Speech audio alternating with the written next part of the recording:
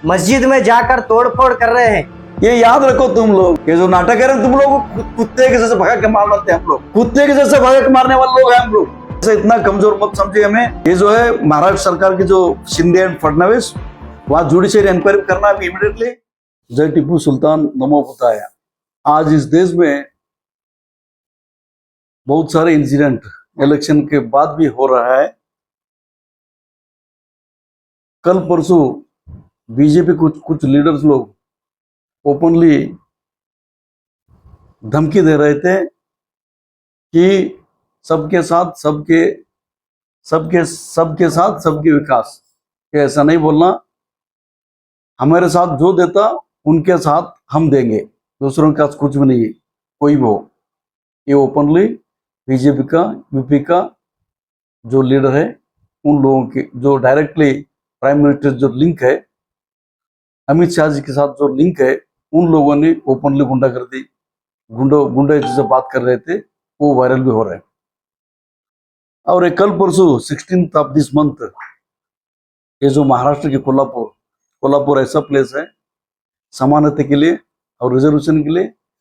इस देश के इस समाज के सब लोग एक ही विचार से जीना, जो इस देश को एक बढ़िया राह दिखाया छत्रपति शाहू महाराज ने। उस एरिया में जो गाजीपुर विलेज दरगाह की फोर्ट को जो है, वहाँ कुछ गुंडे लोग जो दरगाह में अटैक करके तोड़ मस्जिद फोर्ट बोलते हो, आर्कियोलॉजिकल डिपार्टमेंट में आते हो, directly central government of India में आता है, उसका सुपर्द में आता है। सेंट्रल गवर्नमेंट उसका प्रोटेक्ट भी करना है और हिस्टोरिकल प्लेस है वो। उस जगह में ये जो टेरर जैसा अटैक होता है, बहुत खतरनाक अटैक हो गया। ये संभाजी राजे जो छत्रपति भोसले बोल के शिवाजी महाराज के जो डायरेक्ट वंशज आता, उनके नेतृत्व वो लीड कर रहे थे उस दंगेखोरों को, दगाखोरों को लेकर उसको मस्जिद के पास आए। मस्जिद के पास आकर वहां मस्जिद में घुसकर तोड़ फोड़ करके वहां आग लगा के, जो मस्जिद के ऊपर भी गए वो लोग, और मस्जिद के ऊपर भगवा झंडा भी लहराए वो लोग, और वहां तोड़ फोड़ भी किए। और अगल बगल जितना भी मुसलमानों घर है, मुसलमानों घर में घुसे, मुसलमानों घर भी लूटा वो लोग, और लूट मार करके, और वहां जो तो तनाव वातावरण निर्माण किए वो लोग। ये जो अच्छी बात नहीं है, हम कंडेम करते हैं। वहां की जो कोल्हापुर जो एडमिनिस्ट्रेशन है, वो कोल्हापुर एडमिनिस्ट्रेशन जो एसपी हो, वहां की डीसी हो, सब कंडेम किया और एक्सटेंजेंट एक्शन के लिए वो लोग बात भी किए वो लोग। ये जो फडणवीस, वहां की शिंदे एंड फडणवीस, ये इनकी सरकार है बीजेपी के। ये अभी और नेक्स्ट नवंबर दिसंबर इलेक्शन में होने वाला उधर, वो इलेक्शन के टाइम में इस देश में दंगा फसाद, ये लोग संघ परिवार के जो सोच वाले बीजेपी के लोग, गुंडे लोग है, वो डायरेक्टली पर्पजली वो लोग किया इधर, इलेक्शन फायदा के लिए कुछ ये लोग किया है। तो ये लोग ऐसा नहीं सोचना कि हमारे वहां शिंदे एंड फडणवीस की सरकार है, सरकार हमारे साथ है, हम कुछ भी कर सकते हैं, किसी घर जला सकते हैं, किसी घर लूट सकते हैं, किसी मस्जिद के ऊपर भगवा झंडा लहरा सकते हैं, मस्जिद तोड़ सकते हैं, दरगाह अटैक कर सकते हैं। ऐसा सोच है ना, बहुत दिन चलने वाला नहीं है। ऐसे सोच लेकर इस देश के प्रधानमंत्री बहुत नाटक किए थे। अब की बार 400 पार, यही 400 पार होने के बाद यही प्लान था इन लोगों को, बीजेपी लोगों का। यही 400 पार के लिए लोग ये कर रहे थे, हम इंडियन कॉन्स्टिट्यूशन चेंज करेंगे, यहाँ मुसलमानों के रिजर्वेशन खत्म करेंगे, 4% जो रिजर्वेशन है उन लोग रिजर्वेशन खत्म करेंगे हम, और उनको सेकंड लाइन के सिटीजनशिप दे देंगे, और ब्राह्मण क्षत्रिय वैसे शुद्ध उस हिसाब से इंडिया को ये करेंगे, हम मनुवाद लेकर आएंगे। यही सोचते हैं उन लोगों के। लेकिन 2024 जो इलेक्शन है, यहाँ की इस देश के जो मूल निवासी दलित एंड मुसलमान एंड ओबीसी के लोग, आदिवासी लोग, हम लोग जागरूक हो गए। ये जो अगले जो आने वाले जो खतरनाक डे से खतरनाक दिन के लिए हम प्लान करके मोदी सरकार को हमने हराए। यही जो प्लान अब जो महाराष्ट्र में ये शिंदे एंड फडणवीस के जो सरकार के लोग, ये अभी ये गाजीपुर विलेज में ये मस्जिद ध्वंस किया है, बहुत खतरनाक है।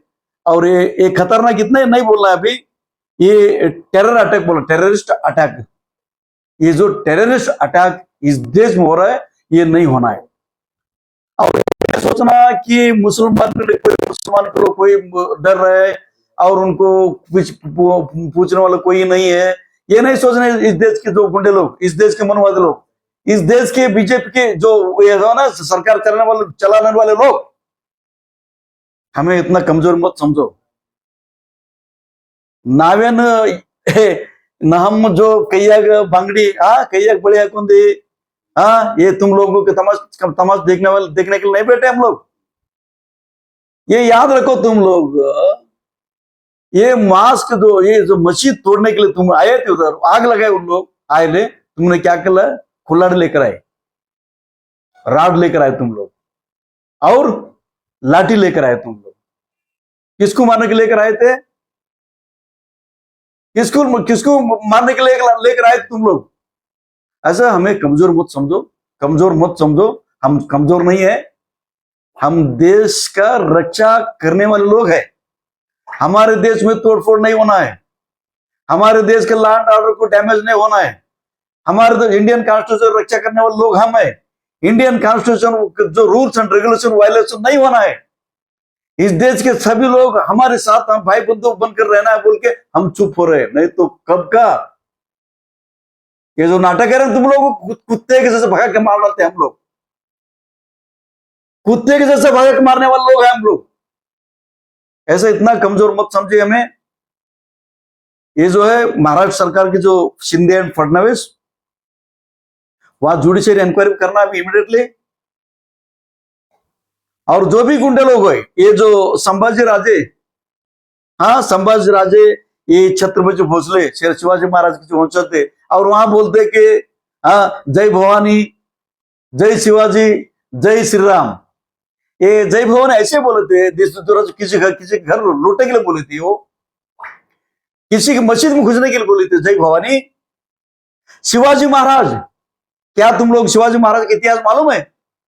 शिवाजी महाराज के उसके जो शिवाजी महाराज के जो कमांडर थे, जो मिलिट्री मैन तो उनका लीड करते थे, वो लोग कौन थे मालूम है तुम लोग?